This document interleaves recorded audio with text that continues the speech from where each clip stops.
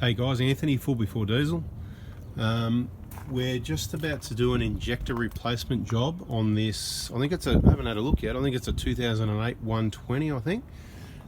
It's fairly clean, but every injector job we give it a clean up first because it needs to be 100% hospital grade cleaner, actually, in our opinion, to make sure we can avoid contamination, get it all back together clean. Plus I like working on clean stuff. This is clean enough, but just to get all the dust and debris and stuff around, which, you know, could get knocked and, you know, be floating around and get into the system. So this video, we've done a whole heap of videos really. When I say a whole heap, I suppose they go for hours. There's the 150 Prado where we've got it in 3 sections, an hour, and an hour, where I've sort of cut out the cleaning and the preparation and the other bits and pieces and just included the physical job. So just don't think it's that quick. I've done a few of them and I might not be working that quick, but you've got to take care. Had someone else have a little trouble over the weekend. Probably just need to slow down a little bit, take a little bit more care to avoid those mistakes. So it's not about how quick you can get it done. Don't panic, stay relaxed and just keep working through slowly and check your work. So we've done one on a Hilux. I think it goes for about 2.5 hours. I'm not sure if that's on YouTube or just on the VIP group. As I said, I'll give you a lot of information for free on here on the VIP group, and probably everything will be there eventually, but just trying to do something a little bit extra special on the VIP group for those people that support me, for me giving them that information, I suppose. We've done the Hilux, we've done the 150, I'm sure we've done a 120. We've done a lot of shorter videos, 10 minutes, 20 minutes, with all the tips and tricks, you know, injector alignment, checking valve clearances, and if you search those words in the VIP group, you should find the videos we're talking about, and there'll be a number of them. So you really got to search hard and look through the posts to find the ones you want to get yourself educated so you don't run into these mistakes. This video, it's going to be on a 120 Prado. I'm not going to include the whole job, but all the important information. And look, the first part I want to do is I just want to get this cover off. I just want to show you, I mean, it's pretty simple stuff, but we probably haven't included it. And this is how I want to clean it up. I want to clean it up. Again, tools for speed, for taking it apart. You might not want to use those putting it back together. Now, the tip is, when you lift this off, lift it off very carefully. I want to show you something, right? Just really carefully, don't wobble it around. Bring it off the vehicle like this, turn it upside down. Look, I haven't touched it yet. I'm going to bring it over and show you what I'm talking about. There's a number of things here, right? So I'm just going to lay the cover there. Have a look in the camera, make sure you can see what I'm going to show you. You can.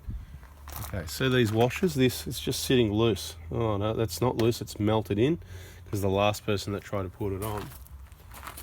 And this is how you're going to lose them. Look, that's sitting there. That's sitting there. Now, this is a perfect example. I didn't know this was going to happen. Sometimes in videos we get really good examples and sometimes we get bad ones. So they're all just sitting loose. That would have been 4 washers possibly lost if you didn't know.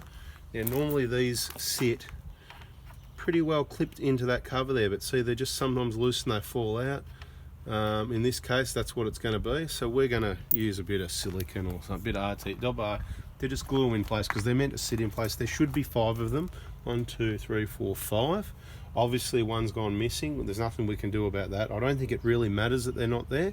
I think it's more the diesel vibration, the plastic against the alloy is probably going to rub a little bit if they were the slightest bit loose, which means over time the plastic could wear down and get damaged, and of course the bolt could become loose because it hasn't got the tension anymore because the plastic's worn down. I guess that's why they put them there, but I'm not the engineer. I'm just going to go and put this gear aside. We also wash the inside of that. Doesn't happen often because you'll probably destroy this stuff if you did it too much, but since it's 10 years old, it's the 10-year-old cleanup, right? So I'll just get this out of the way for a moment and I'll come back and give you a few more tips.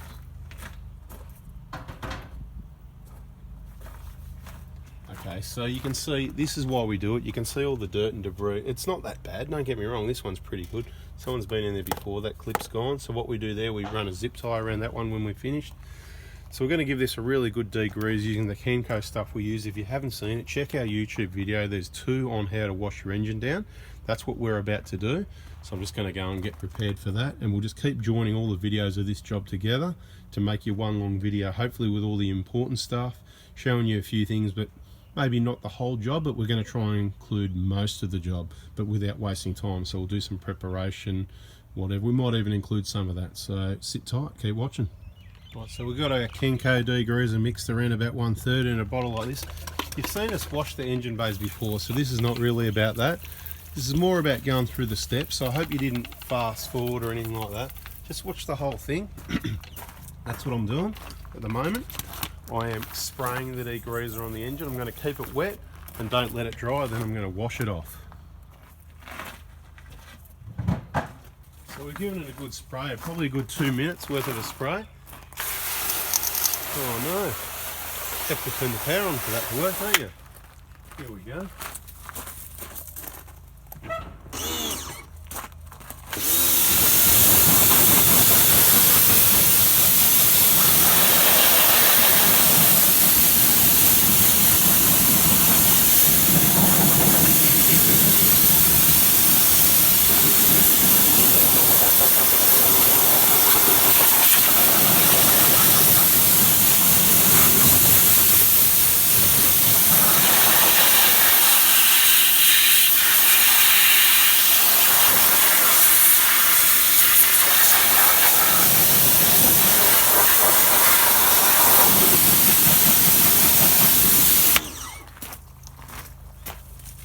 Give you a rough idea how close I do and don't get to some things, you know.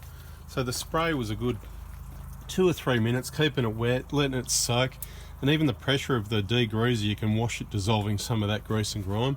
Someone's been overflowing the oil from here and it's been running down the front there, so we're going to try and clean that up for them. What we don't get off now, we'll get with the next wash once we're finished, because it gets another wash at the end. Thick grease doesn't come off in 2 seconds.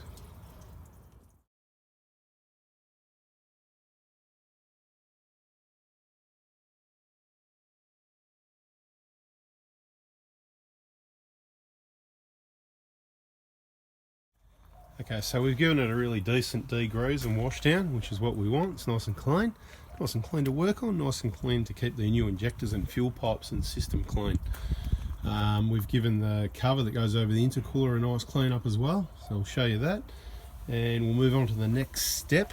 The next step after cleaning is plugging in and doing a bit of a diagnostic just to have a look where the engine is. I have not done a diagnostic on this yet. It's been checked by other people, including a Toyota dealer, telling me about a reading of an injector that's 4 point something, so 240,000 Ks, obviously well overdue, as typical happens a lot because they just don't know about it. Okay, the other symptoms it's here for is stalling, which is probably that short SCV, which will be getting changed as well, and we'll include that in this video as well, a little bit, as much as we can.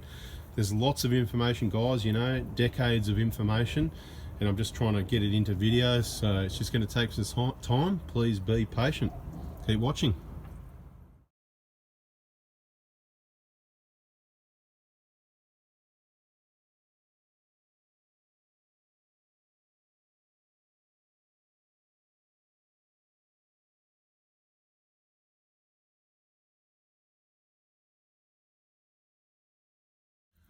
Okay guys, we're going to put this into steps. It's not really steps and we're going to miss things and whatever, but you could say step 1's cleaning the engine bay. Step 2 is a diagnostic, so we just got the scan tool hooked up. Now one of the biggest symptoms it came in with is 247,000 Ks on the clock, and it's believed to have the original injectors. That's enough for me, but it was stalling, and apparently there was some high readings. Because it was stalling, they went to a Toyota dealer, and a Toyota dealer checked the feedback values. They should know better than me that suction control valve is the cause of that. Now let's just have a look at those readings, because that's what we do before every job, just to have a look and see what's where. And they've been quoted a number. One of the injectors was 4 point something, which is pretty bad. Yeah, definitely very bad. That's not what we're seeing there. Now keep in mind, that's all we're looking at. All we're going to look at is 1, 2, 3, 4, because the engine's not cold but fairly cold. Let's go and have a look exactly what it is. 43 degrees, right? So everything's going to be out, the load and everything. So it's actually not looking too bad considering. So maybe there's a chance we're going to not do the injectors. So that's the point of this, right? I don't want to be the guy that talks someone out of injectors and then they crack a piston. It's here for injectors. It's here to solve these problems. That's what we're going to do. But there's a chance that we might be able to not have to replace the injectors. So further investigation, even if that includes, don't worry about the noise in the background, that's just the drive belt's wet from washing the engine down. So next step is we're going to blow the engine dry and go for a bit of a drive, have a bit of a further look at the diagnostic. When you hear noise from the drive belt like that after you've washed it, it's a typical sign that the drive belt's way overdue for replacement, and the bearings on that drive belt as well, the main drive belt. You might want to get yourself a set of these because it's quite noisy.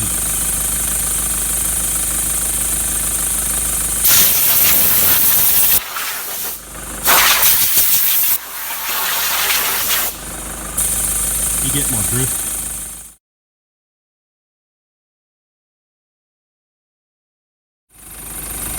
Yep, it's still noisy, so we're going to go for a drive, dry it up properly by getting some heat through it. We've done a massive blow dry. You get the heat through it and get it fully dried up so we can park it so it's ready for the important work tomorrow. So mainly we just want to go for a quick drive. We're not going to spend a lot of time on it. We'll go for a longer drive after the job's done right to make sure everything's right. We know everything's not right now, so there's a lot of reasons to keep it short, save wasting time, and reduce the risk of something happening before the job's done. We just really want to get some heat into it so that it can dry up properly for the rest of the job tomorrow. So we've washed it and blown it dry. We want to have a listen to it to see what it's like at the moment as it is. And of course we want to get it warm, and we don't want to sit there waiting for it to idle for half an hour to get it warm in cooler weather, or maybe 10 or 15 minutes this at the moment. But anyway, we'll just get it warm a bit quicker so that we can have a good look at the diagnostic before we work on it with it at full temperature, which is what we'll do shortly. So just going for a quick spin to dry it up, and I'll be back with you shortly. Okay, so we've cleaned it up, we've warmed it up, we've blown it dry, driven it dry, we've got it at full operating temperature. We just want to have a look at the diagnostic and see if we're replacing these injectors or not. You can see it's full operating temp, 83 at idle. Calculate loads in the 16, high 16s, hitting 17, definitely out of spec. Injectors due for replacement. Now let's not just go by, probably that's the most important reading in my opinion, but let's have a look at some other readings. Where are we? Hitting the wrong buttons, mate. Hitting the wrong buttons. Here we go. Come on. That's where I wanted it. Okay. Total volume, not too bad, but it's up. Coincides with the load reading. Feedback values at hot have seemed to come down a bit, as they do. Still 1.4 on number 1. Not usually a concern. The concern is the main injection period. See, it's jumping around from mid 6s up to over 7. Let's have a look at that for a minute. See, 750, nearly 750. There you go, over 750. Back down to mid 6s. So it's out of spec. Should be around 5 to 700. Ballpark figures around 550 to 6 with the new injectors. So it's not just about feedback values, as you know, it's part of this video as well, isn't it? So you could look at the injection volume and the feedbacks and say, oh no mate, these injectors are alright, but you've just got to look at the whole picture, and you watch, if we get round to it, doing another diagnostic video after the new injectors are in, the injection volume will be down around 6, that main injection period will be down around the 550, 600, and of course the load will be back down around 11 or so. So let's get on with the job.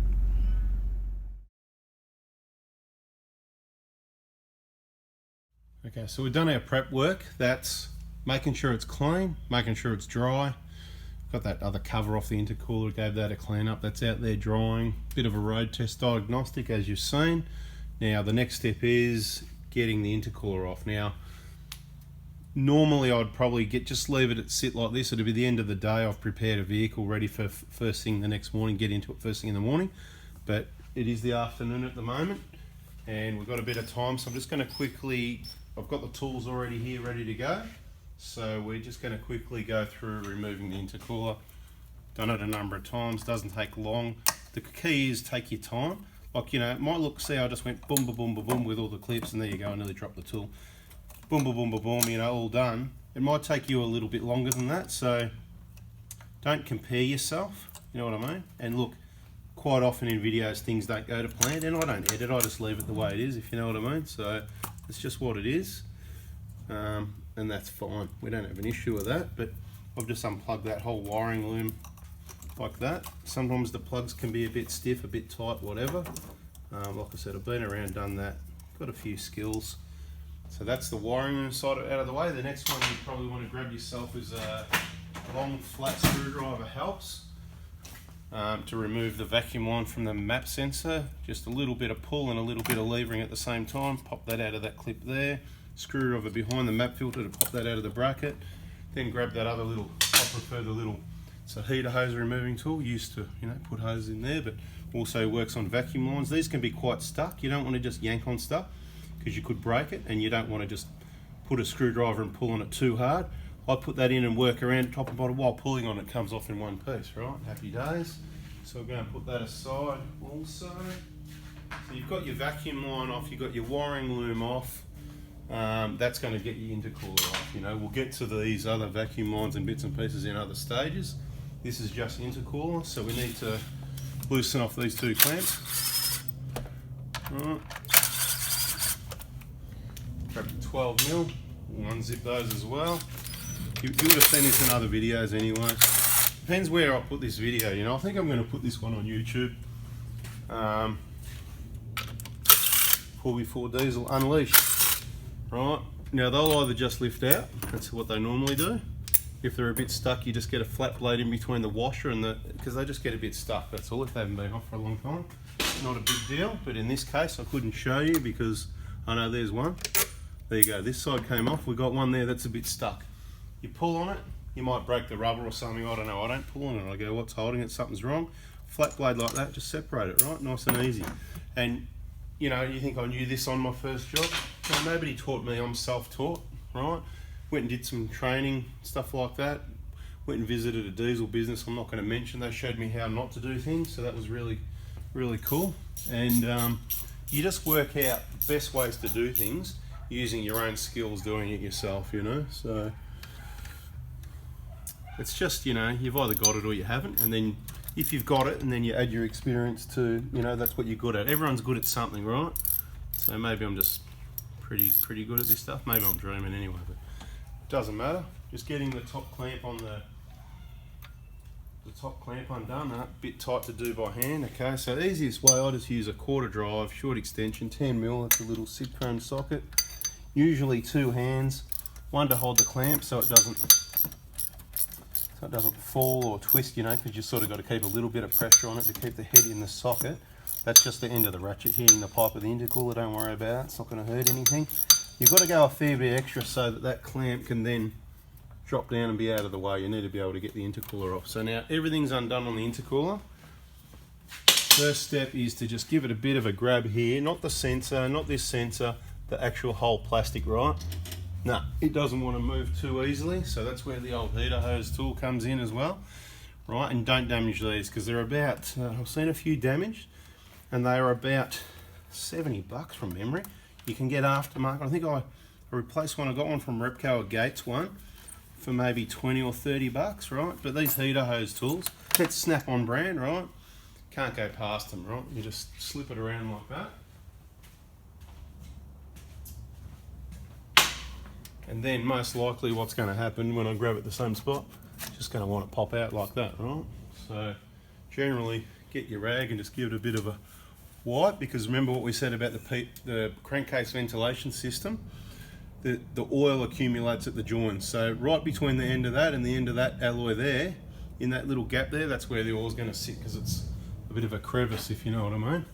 Now that we've got that twisting, you should be able to just grab this, give it a gentle twist. So did you hear it sort of crack loose down there? And it'll just gently lift up. And because it's clean, we're not going to have a whole heap of dirt and dust and everything falling down into the turbo. So I'm going to put this on the bench. And we'll come back. And this is going to conclude what we're doing today. What I like to do is give that a wipe anyhow. And there's a bit of oil there, so the oil and the dirt is going to sort of pick up on your rag and stay there, which is good. Give that a bit of a clean. Generally I'll cover that right away unless I forget, and if I forget I'm going to see it shortly after I start working on the car. So a clean rag, cover it up, right? So we don't want anything falling down there. There's a few holes like that, you don't want things falling down, you know, that's the main one. So that's all covered up and the rag's out of the way. Happy days, right? Good afternoon, catch you tomorrow.